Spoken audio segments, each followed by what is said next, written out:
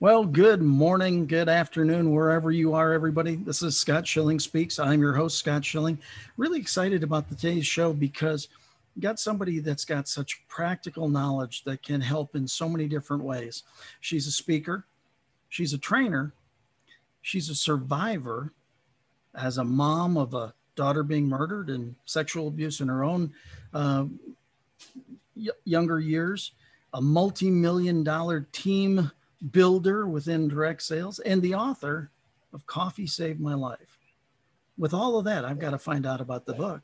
So anyway, Lindsey Buboltz, sorry, I got a dog all of a sudden barking in the background. It was quiet until we started. Lindsey Buboltz, thanks for joining me here today. Absolutely, Scott. Thank you so much for having me.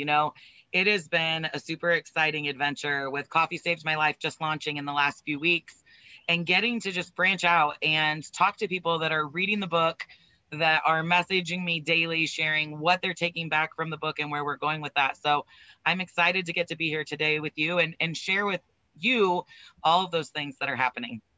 So let's start with the book as long as we're on the topic. Tell us the foundation of the book and give people a little bit of scoop inside it. Absolutely. So Coffee Saves My Life really is a memoir to everything that I have been through from a very young age. At 5, my first memories of sexual assault, to visiting my dad in prison at the penitentiary, to living all the way up to the point of my daughter's murder. I remember really so many people telling me in my life that I needed to share this story, that other people needed to hear it, but I really had never had anything happen that really prompted me to go do that. But then this book was born out of just that. Mother's Day 2017, my oldest daughter was murdered, and it changed my life as anyone could imagine. But I went backwards. I was in the depths of darkness and despair. I was living with anxiety and depression. I was gaining weight to nearly 300 pounds, and I was contemplating ending my life. That day I was driving down the interstate. I can still remember to this very moment the exact exit that I was at, 60th Street on Interstate 80 in Omaha, Nebraska.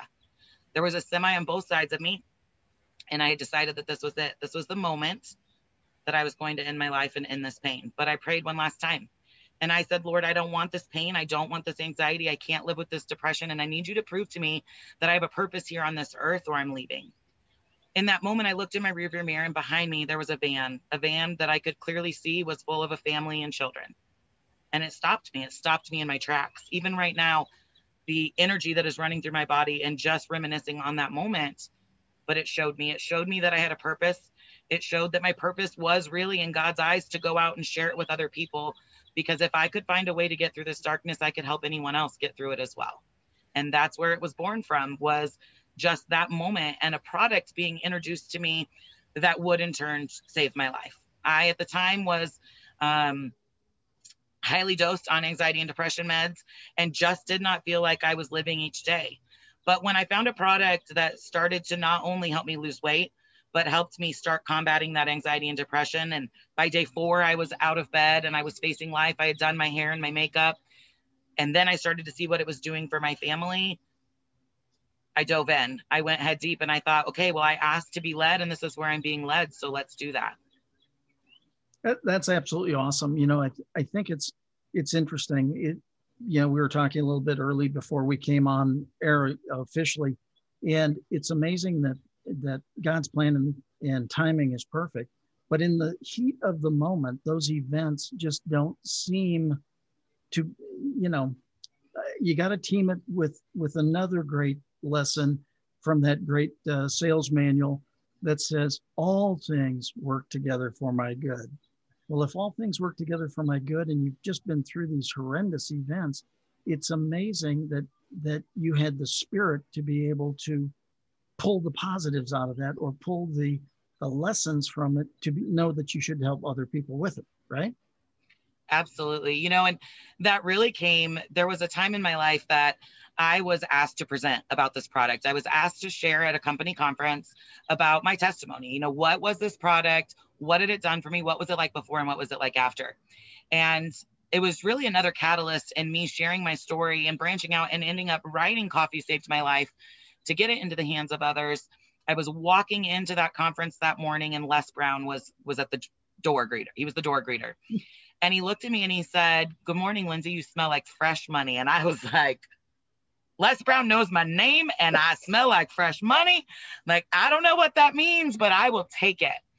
And I remember just sitting there floating on cloud nine, all of these times in my life that I had let things hold me back, or maybe I wasn't confident in sharing my story at that time. But Les Brown just told me that I smell like fresh money. What does that mean? And so I got on stage that day and I shared my story. I shared my testimony about what this product had done for me. And I got off the stage and Les Brown grabbed me by the arms and he looked me in the eyes and he said, "Lindsey, you were made for that stage. You were born to be on that stage." And I was like, "I hear you, universe. I hear you loud and clear." And although I'd toyed with the idea and I'd picked up a pen and a paper and I'd written several times what I thought the title would be of the book and started that first chapter, I kept shelving it. And something for that next year of what Les Brown said to me kept resonating with me. And so we went through all of this, which back to perfect timing, right? It's clear that I wasn't ready to write it a year ago, 2 years ago, 3 years ago. And last spring, I was sitting in a conference, an eWomen's Network meeting conference, and there was a speaker that just engaged me. I was listening to everything that she said, and it really resonated with me. And so I reached out to her and I decided that I was going to jump in and learn from her. I wanted to learn from what she had to say. And one of the chapters in the book called Sharks and Seagulls was born out of that mentorship with her. And it really was the culmination of my entire life. You see, that morning in Mexico, I was sitting on the beach. I was enjoying my coffee. I was watching the waves come in, the sun come up. There were seagulls flying over the water. And as beautiful as it was and as peaceful as that moment was, there was this vision that I kept having of a shark breaching the water, snatching the seagull and taking it away. And I went back that day and I sat down with Michelle and I started talking about that with her. And what we realized is that it was a tie. It was a story tie from my entire life, right? Things would be good, things would crash. Things would be really good, things would crash. Right. And it was a tie that was still following me 37 years later, that every time something started to go really well in my life, I was sitting there waiting for the bottom to fall out. And so I needed to figure out, how do I stop the bottom from falling out? And if I can't, how do I move forward very quickly from that and never go back to that place of darkness and despair where I had been one too many times before? And what that really led to was being present and paying attention to all of those things in perfect timing. Matter of fact, one more short story I'll share with you about perfect timing is, as the book is coming to an end, we have one chapter left to write in my book. And I'm headed off to Pigeon Forge, Tennessee, to a women's retreat with 62 other amazing women. And it was originally set that Oprah was going to be one of our speakers. Now I knew that and I couldn't share it with a lot of people, and it didn't work out. It didn't work out that Oprah ended up being one of our speakers. And I had banked a lot on that. I thought, here's one way to end this book, sharing how I've gone through all of this. I fought through it, and now I'm going to speak and share a stage with Oprah because I had been asked to be a presenter at the same event. When Oprah didn't show, we moved on, right? Not that she didn't show. When it didn't work out in her schedule, we went on with our life as it was. But I could have showed up and been like, oh, well, there it goes. There goes the last chapter of my book. The bottom's falling out. But what I decided to do was just let life happen as it would. And in that, those of us that were there faced a great tragedy. And it really changed the entire trajectory of the end of the book. But it reminded me of exactly what my purpose was and why we're here. And so I'm pretty excited for everyone to get their hands on it and get to read that last chapter to see what really changed and how I found what my purpose really was, because it didn't just happen that day on the interstate. It's continued in God's perfect timing all along.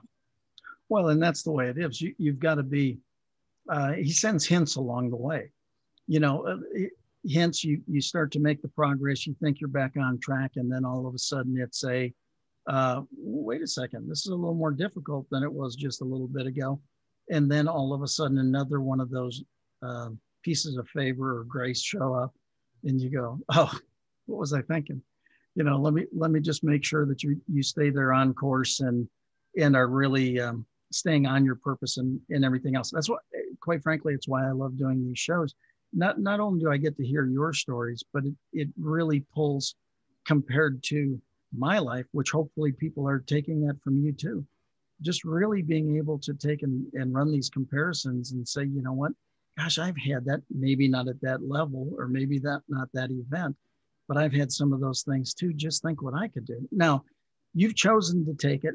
And I notice I said you've chosen to take those not so nice things in your life and turn them into something of learning value for others. Why do you think that is? Why is that so important to you? Two things that I heard very early on in my life. One, God says I'm worthy. Who am I to say that I'm not? I knew all along from a very, very young age, I had the ability to light up a room. I had the ability to entertain people. I could make people laugh. I could make people cry, and I could bring them back around.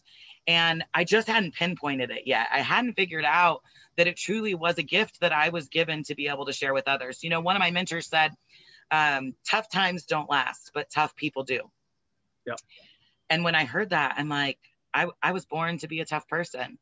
And because I'm a tough person, if I don't find a way to work through all of this to show others, then I was going to see a lot more of what I also share in my book. A few chapters of finding my uncle after his suicide, my best friend hanging up the phone after promising me that she would not take her own life. And 5 minutes later, she took her own life. I knew that I was down that path from a very young age. You know, I remember in my junior year of high school, we were asked to give a presentation, a speech that would touch people, a speech that would impact people. And we had to present it in a way that people would remember. And to this day, people still remember it. But I look back then on what I was being prepared for and what I would go through in my life. And that speech I gave was on suicide awareness and prevention. Wow. For someone who has been touched so many times in my life by suicide, and not only that, but my own suicidal ideations, who was I to not take that sign and remember to share it with others? You know, I've found that light and I've gotten out of that darkness. And I'm not going to say that times still don't get tough, right? We all have tough days. But I know now, especially after the reviews that are coming in, almost every single one of them has said, you saved my life. You inspired me. Now I know I can fight these demons. You've given me hope. You've showed me that there is a way. And here I sat thinking that these things in my life were going to take me out. But to read your story and see what you've done, Lindsey, you've saved me. So thank you. And it is those exact testimonials that really has me here today, that has me continuing to share what Coffee Saved My Life really is all about. Because yes, it's a hard read. Yes, it's a story of someone who was never given anything on a silver spoon, someone that had to fight and battle through everything. But I'm no different than anybody sitting here listening with us today, Scott. We all face those things. And if I can just be a little glimmer of that light to show them that there is always light after that darkest of nights or days that they face, then that's what I'm here on this earth to do. I think that's absolutely awesome. You know, you said, who am I to not be worthy when God says I'm worthy? And it's interesting because I happened to be watching America's Got Talent last night, and a woman sang a song titled Worthy. And it was so moving. And I think that's a big thing. We've come through this pandemic. We still are trying to figure out the rules in many cases around the country or around our own areas or things like that. And so we're up against our own unique set of challenges. I think this time frame that we're in and having to live through all this has really, on one side, helped make people far more aware of their stories being of value to other people, because so many people are finally discussing that, you know, it's kind of like enough is enough. I want to get through this and do this. So they're sharing their situations now. But you've come through some really hard things. Is it, a friend of mine says, pick your heart. You know, being successful is hard. Being in the dumps is hard. Pick your heart. So is that a matter of you just picking your heart? You know, I would say, Scott, that it's actually a matter of me never forgetting where I came from. You know, I think about often last summer before, here I was running a multi-million-dollar sales team. My first time in my life, I was earning $25,000 a month in income. And yet I was still shopping at garage sales. And I was still working at the bar one night a week, meeting new people and getting to be a light in their lives. Because I learned at a very, very early age, at 14, when I got my first job, how much I loved being face to face with people, having those conversations, even if it was in the checkout line, greeting them, telling them to have a good day, making jokes about the carrots they purchased with the Scooby snacks, right? Whatever it was, I learned at a very young age that being around people and with people was something that I really enjoyed. But in that, excuse me, a few years ago, someone very wealthy that I had looked up to has said to me, like, they were almost like making fun of me. Like, you're a $25,000 a month earner and you're still going to garage sales? I'm like, yep. And guess what? I still check out Goodwill every Monday when the new stuff arrives too, because I will never, ever forget where I came from. The moment that I forget where I came from is the moment that I'm headed right back there. And so I need to be reminded of that. And so I just choose to take all of those things, let them be a reminder and let them be a stepping stone to the next thing that's coming. Because what it has done for me in my life has allowed me to continue to step out into my own, step up into my next greatness. But with that, I can offer my hand to the next person that needs to step up with me. Well, that shows a great deal of empathy and the ability to relate to other people, which I have to believe is one of the reasons you've built multi-million-dollar teams in direct sales, is you can feel people where they are. Is that part of it all? Absolutely. You know, when I first got into the industry, it started out as just, you know, I was a young mom and I needed to make ends meet and I needed a little bit of an income. And of course, I'd been with a few companies and never had really done a whole lot. I could sell, I could meet people, I could greet people, and I could have some award-winning sales, but I hadn't quite figured out how to build a team yet. And really, when I figured that out, it all came because I was a corporate employee. I was one of the tax assessors for the county. I had a very busy, demanding job. And here I was dealing with the loss of my daughter. So through that, I was, rightfully so, missing a lot of work and going through all of these things. And several months later came the trial for the man who had killed my daughter. And I put in for that time off. I submitted for that PTO and it was denied because I was out of hours. I had no hours left on someone else's schedule to go be present, to be there to see justice done for my daughter. And that really hit me. That hit me in a way that I was like, put my foot down and I said, like, no, this isn't what life's supposed to be about. This is supposed to be about time freedom and financial freedom and being there to be able to show up for our families. And so I put in my notice. I mean, I had a job that most people would dream of having. And I walked away from it. I walked away from it all. And I just drew that line and I said, no, I'm going to do this. And that was the moment that really everything changed in my network marketing business, because I was no longer just a team member. I was no longer just someone there to sell the product. I was someone there who had been through all of this, who had lived through someone telling me I couldn't have a day off, that now I could relate with them.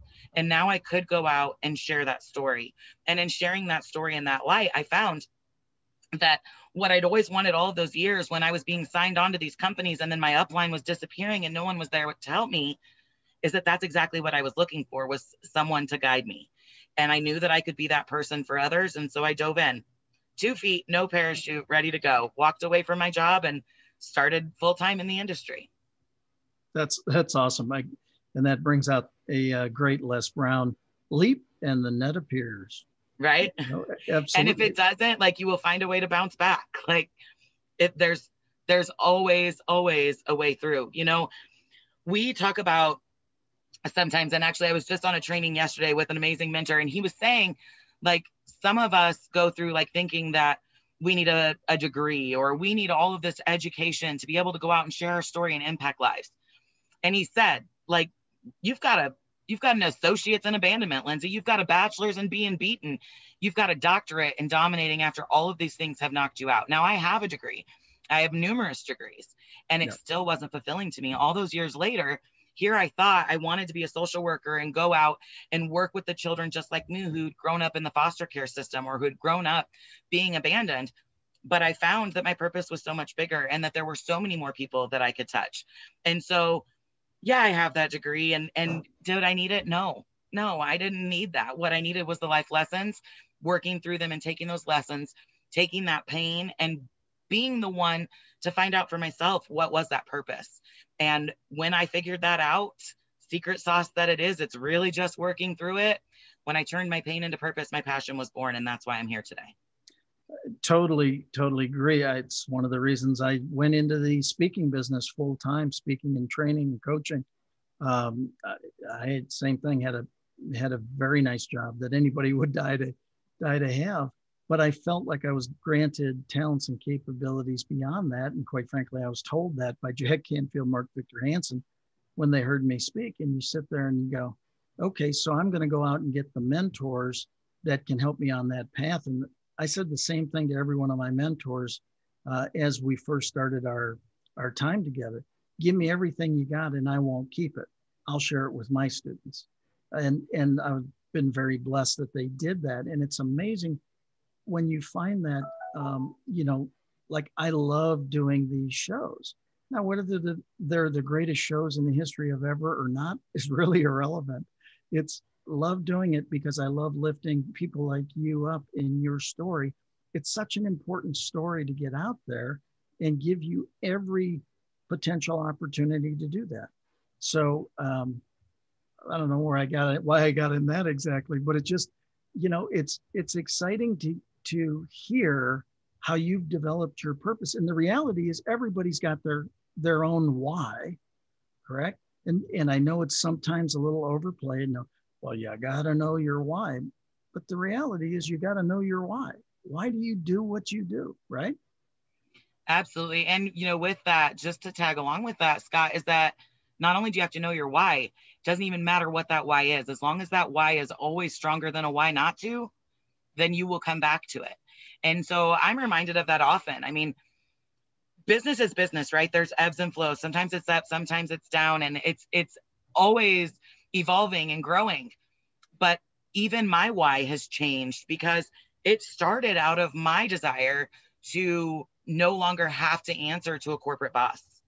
But what it's grown into is that, especially for someone who's lived through domestic violence, I found that now I have a way to be able to help someone who is maybe living in that situation now work from their phone, be able to earn an income, to be able to earn a residual monthly income, and help them provide for their family. Because the number one excuse that we make when we're in those situations, the number one excuse I made that I share about in all those details in my book, is that I couldn't afford to leave, and so I stayed. And so not only do I have being present in my children's life, then I add in, well, I can teach other women who have been through exactly what I've been through, how they can help get out of that situation. I've lived through it with my son's story. My son was struggling with numerous behavior issues and things, and I watched this same product change his life, and a point that within a week, the school counselor was emailing me saying, what did you change? Like, he's a completely different kid. He's fun to be around. He's focusing. He's sitting still. He's listening. Yeah. He's not arguing. Now I can help people that are struggling with that. And it just keeps evolving. I just keep adding to it. And I just know that my why will always be bigger than my why not. And then I can't fail. I love that. I love the why being bigger than the why not. Being able to take and help people understand that they're absolutely awesome, because if they are part of the creator or the creator is part of them, he doesn't make junk. You're good stuff, and some not so good stuff might happen to you, but you yourself are awesome stuff and can be that change agent to anybody and everybody. I think of Mother Teresa a lot in situations like this, from the standpoint of, I love the quote, if you can't feed 100, feed one. And the reason is because everybody, no matter what their story is, you've had let's say a not such fun story, right? You've had a lot of different things go on, and yet you've been able to use that as the catalyst to have you help so many other break through. How does that feel? It brings up in me, almost makes me a little bit emotional to think, the first meeting that I had with my publisher, she asked me, like, Lindsey, what is your intention with this book? And I told her, if I can save one more person, just one more person.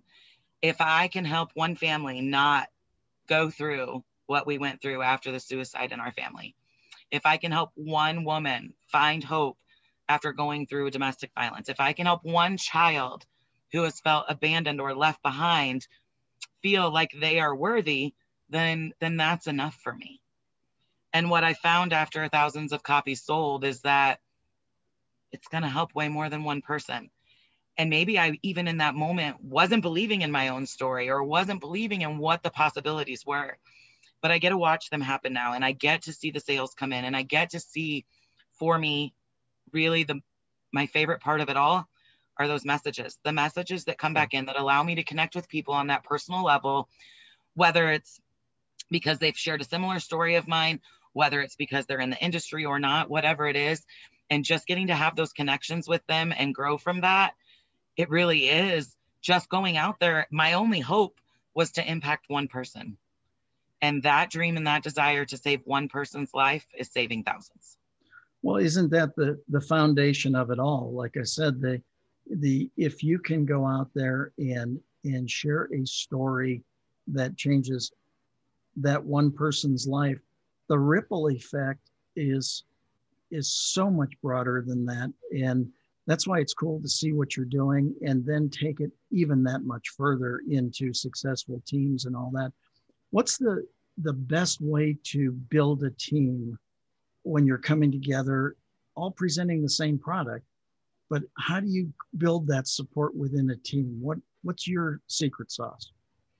Really for me, it's just being there for them and never letting it be about what I can do for them, but more so how I can serve them. There are more times than not that I send a customer to a downline, that I send a prospect to a downline to join with them, to help them build, because someone had to do that for me at one point in my life, whether it was my coach that said, you know what, I see something great in you, like, don't give up, but you need to be to practice on time, or whatever it is, right? Right.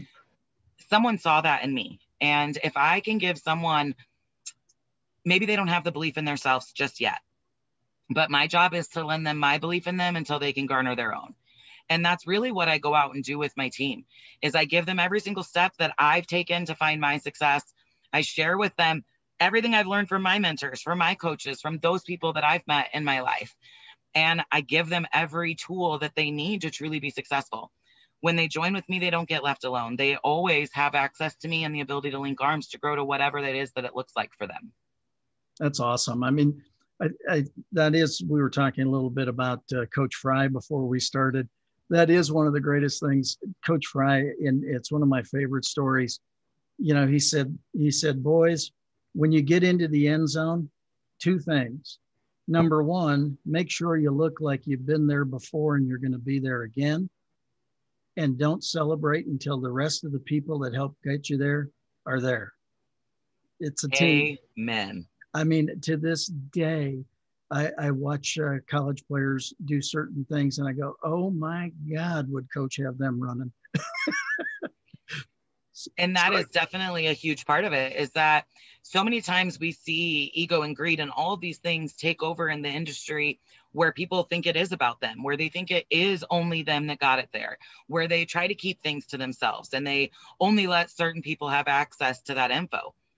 But if God says we're all worthy, then who am I to say that one person or the next should or shouldn't have access to that info? I'm going to give everybody everything that I have, whether they benefit my team directly or whether they're a sideline, because in the end, I mean, isn't it, everybody says it now, especially it's come out in the times we've been living in, we're stronger together. And it really is how I've lived my entire life, is being stronger together and knowing that when we stick together, when we help each other see those successes and when we clap for others, that's when our success will grow too. Well, it's undoubted that's why you're a champion, because the champions are the team players that pull it all together and lift each other up for the greater good. That's why we get, personally, my platform is to return respect, honor, and dignity to the world. Let's treat people. Respect is how I treat you. Honor is how I lift you up. Dignity is how I feel after all that's been done.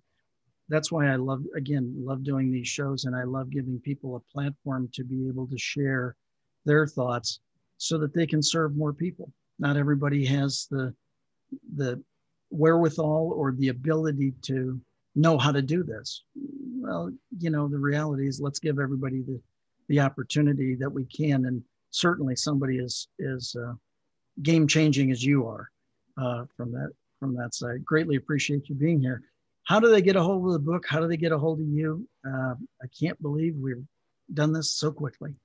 We did. We went through it very fast. But thank you so much, Scott, for having me here today.